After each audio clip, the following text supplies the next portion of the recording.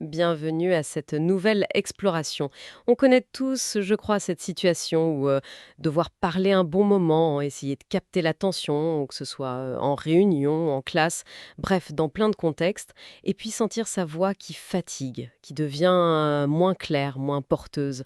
C'est un vrai défi, oui, et notre outil principal, la voix, il peut s'user vite. Alors aujourd'hui, on va plonger dans les techniques pour, on pourrait dire, muscler cette voix, gagner en endurance et aussi en projection. Et pour ça, on s'appuie sur un guide pratique de Julien Dourev, un guide qui est vraiment bourré de conseils pour améliorer sa communication orale. Notre objectif, il est assez simple, hein, trouver des stratégies concrètes pour que notre voix tienne sur la durée, qu'elle porte bien sans qu'on finisse aphone ou complètement tendu. Et ce qui est intéressant dans ce guide, c'est que l'idée clé, c'est pas tant la théorie, mais plutôt une boucle. Pratiquer régulièrement, s'écouter, et puis la confiance qui grandit petit à petit. C'est cette approche active qui ferait la différence. Exactement. Et c'est important de souligner, je pense, que ce n'est pas juste un truc pour les enseignants ou les conférenciers, hein. En fait, toute personne qui utilise sa voix de manière, disons, intensive est concernée. L'enjeu, il est double. Il y a l'efficacité de la communication, bien sûr, mais il y a aussi, et c'est fondamental, la préservation de sa santé vocale sur le long terme. C'est un peu un investissement sur soi, quoi. D'accord, très clair. Alors allons-y. Pour commencer, cette fameuse endurance vocale. Pourquoi est-ce si essentielle? Le guide décrit bien les symptômes d'une voix fatiguée, elle devient plus monotone, moins audible, parfois ça fait même un peu mal de parler. Alors concrètement, qu'est-ce qu'on risque si on néglige ça? Les bénéfices d'une bonne endurance, tels que le guide les présente, ils répondent justement à ces problèmes. Le premier gros avantage, c'est de pouvoir garder une voix stable, assurée, même quand on est stressé ou fatigué en fin de journée, par exemple. Fini la voix qui tremble un peu ou qui perd de sa force au moment crucial. Ensuite, et ça c'est important pour ceux qui débutent dans des métiers de parole, une bonne technique d'endurance, ça aide vraiment à éviter les extinctions de voix. Ça arrive souvent au début, ce moment où plus rien ne sort. C'est un peu le signal d'alarme, quoi. On a poussé trop loin, sans la bonne méthode. Et enfin, et c'est peut-être le plus important sur la durée, c'est une question de prendre soin de son outil. Que ce soit un outil de travail ou juste son moyen d'expression. Bien utiliser sa voix aujourd'hui, c'est s'assurer de pouvoir continuer à le faire longtemps sans se faire mal. D'ailleurs, le guide fait un parallèle que je trouve très juste avec les chanteurs ou les comédiens. Pour eux, c'est une évidence. La puissance, la capacité à remplir un espace sonore, ça vient pas en forçant comme un malade, non. Ça découle d'une respiration bien maîtrisée, d'une technique de projection efficace. L'idée, c'est vraiment de se faire entendre clairement, longtemps, mais sans agresser ses cordes vocales. C'est une leçon essentielle, ça. Oui, ça donne envie de comprendre comment on fait justement. Et le guide propose une routine d'échauffement vocal, 5 minutes seulement, c'est ça? Inspiré apparemment de techniques de respiration et de théâtre. Ça a l'air hyper court, presque trop beau pour être vrai. Comment ça marche en gros? Alors, si j'ai bien compris, c'est en 3 étapes. D'abord, un moment pour s'ancrer physiquement. Sentir ses pieds au sol, relâcher les épaules, bien aligner la posture. C'est un peu comme préparer la base, quoi. C'est lié à la présence, à la confiance aussi, j'imagine. Ensuite, deuxième étape, la respiration. Avec un exercice simple, le 5-5-5. On inspire 5 secondes, on bloque 5 secondes, on expire 5 secondes. Tout ça en se concentrant sur le ventre qui bouge. L'idée, c'est de maîtriser son souffle, le carburant de la voix. Et pour finir, quelques minutes de vocalise, mais très douce, progressive. Ça commence avec des sons simples, des voyelles tenues, comme ah ou ah. Projeter doucement vers l'avant. Puis on ajoute des syllabes, la, lo, en montant et descendant un peu la gamme. C'est vraiment pour réveiller les cordes vocales tranquillement. Ce qui est intéressant avec cette routine, c'est son potentiel, malgré sa brièveté. Faut pas la sous-estimer parce que c'est court. C'est un vrai échauffement technique. Un peu comme un sportif, oui, qui prépare ses muscles avant l'effort. Ça prévient les blessures et ça optimise la performance vocale qui va suivre. Chaque partie a son rôle en fait. L'ancrage, ça stabilise le corps, ça libère la zone du cou, des épaules. C'est essentiel pour la voix. La respiration contrôlée, elle, assure une bonne gestion de l'air. C'est la base pour l'endurance et la projection. Et les vocalises, elles mettent en route l'instrument lui-même. Elles le préparent à vibrer correctement, sans tension. C'est une séquence bien pensée qui prépare le terrain. C'est presque de la médecine préventive pour la voix, oui. J'aime bien cette idée de médecine préventive. Alors, une fois qu'on a fait cet échauffement rapide, le guide passe aux exercices spécifiques pour la projection. Et le point important, c'est d'apprendre à projeter sans crier. C'est un piège classique, ça. Il y a un exercice qui m'a intrigué, La portée d'un murmure. Ça semble un peu paradoxal, non? Si je comprends bien, l'idée, c'est de chercher la clarté avant le volume. On prend une phrase simple du genre «je vous écoute» et on essaye de la rendre super audible pour quelqu'un à quelques mètres, mais juste en misant sur l'articulation très nette et le soutien du souffle, pas sur la force. C'est un peu un défi d'économie vocale, en fait.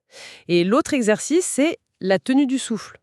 Là, le but, c'est de pouvoir tenir une phrase assez longue sur une seule expiration sans que la voix baisse à la fin.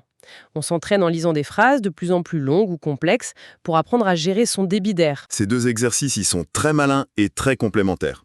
Ils vont vraiment au cœur d'une projection saine. La portée d'un murmure, c'est génial pour comprendre que l'efficacité, c'est d'abord l'intelligibilité. Être entendu clairement, ça ne veut pas forcément dire parler fort.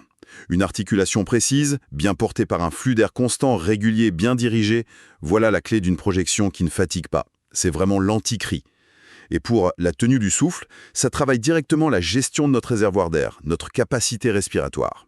Maîtriser son expiration quand on parle, c'est essentiel pour être fluide, pour éviter de couper ses phrases, pour reprendre son souffle, ce qui casse un peu le discours, mais c'est aussi un pilier de l'endurance. Mieux on gère son air, moins on force, moins on se fatigue. Donc oui, ces exercices développent la maîtrise et le soutien, deux qualités fondamentales. D'accord. Donc, on a l'échauffement pour préparer, ces exercices pour construire la technique, mais j'imagine que comme pour le sport, la clé, c'est la régularité, non? Le guide insiste là-dessus, il suggère une sorte de programme hebdomadaire. Sans te donner un emploi du temps hyper strict, c'est quoi l'idée générale pour intégrer ça? L'approche qui est conseillée, c'est de viser la constance, plus que l'intensité. Faire plusieurs petites séances, genre 3 à 5 fois par semaine, ce serait plus efficace qu'une seule grosse session. L'idée, c'est de varier un peu. Certains jours, on fait l'échauffement complet. D'autres jours, on se concentre sur un exercice de projection, le murmure ou la tenue du souffle. Et peut-être un jour, on s'entraîne à moduler le volume dans une pièce vide ou on simule une prise de parole. C'est cette régularité et cette variété qui construisent la compétence sur la durée. Et en plus de cet entraînement vraiment spécifique, le guide rappelle aussi des conseils d'hygiène vocale. Des trucs de bon sens, mais qu'on oublie parfois. Comme bien s'hydrater, boire de l'eau, pas du café ou des sodas, savoir faire des pauses vocales dès qu'on sent que ça tire un peu, ne jamais forcer. Ah, et un autre point intéressant, penser à varier consciemment son discours. En termes d'intensité, de rythme, parler tout le temps fort et sur le même ton, ça fatigue énormément les cordes vocales, alors que mettre des nuances, ça permettrait de les ménager. Et bien sûr, le conseil ultime, si une gêne ou une douleur s'installe, il ne faut pas hésiter à consulter un pro, un orthophoniste ou un phoniatre. Oui, cette notion de régularité, elle est absolument centrale. C'est vraiment la répétition fréquente, même courte, qui ancre la technique et développe l'endurance des muscles impliqués. Et le conseil sur la variation du discours, il est super pertinent, parce qu'il a un double avantage en fait. D'un côté, comme le dit la source, moduler son intensité, son débit, utiliser des pauses, oui, c'est une stratégie pour éviter la fatigue liée à un effort vocal monotone, constant. Mais d'un autre côté, et c'est là que la technique rejoint l'art de communiquer, ces variations, c'est aussi ce qui rend un discours vivant, captivant. Une voix qui module, ça maintient l'attention, ça souligne les points importants, ça transmet des émotions. C'est un outil de communication hyper puissant. Et il ne faut pas oublier les bases, souvent négligées. S'écouter soi-même, reconnaître les signes de fatigue avant d'aller trop loin, et puis l'hydratation constante. Boire de l'eau régulièrement. Ce sont des habitudes toutes simples, mais qui font une différence énorme pour préserver sa voix au quotidien. Des réflexes à cultiver, vraiment. C'est vrai. Pour résumer un peu tout ça, la métaphore de l'athlète qu'utilise le document, elle est vraiment très parlante, je trouve. Entraîner sa voix, c'est pas juste décider un matin, tiens, je parlais plus fort ou plus longtemps.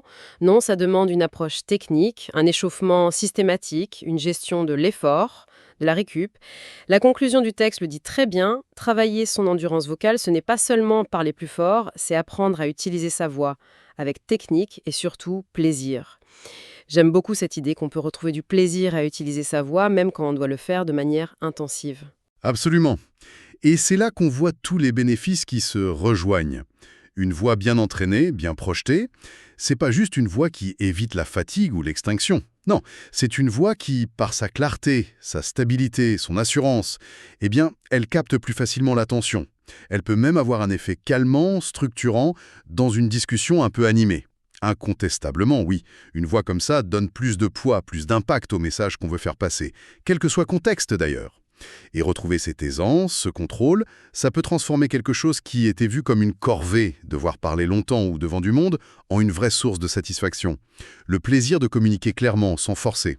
Et ça ouvre une perspective intéressante pour aller plus loin ensuite, une fois que ces bases d'endurance et de projection sont là, bien maîtrisées.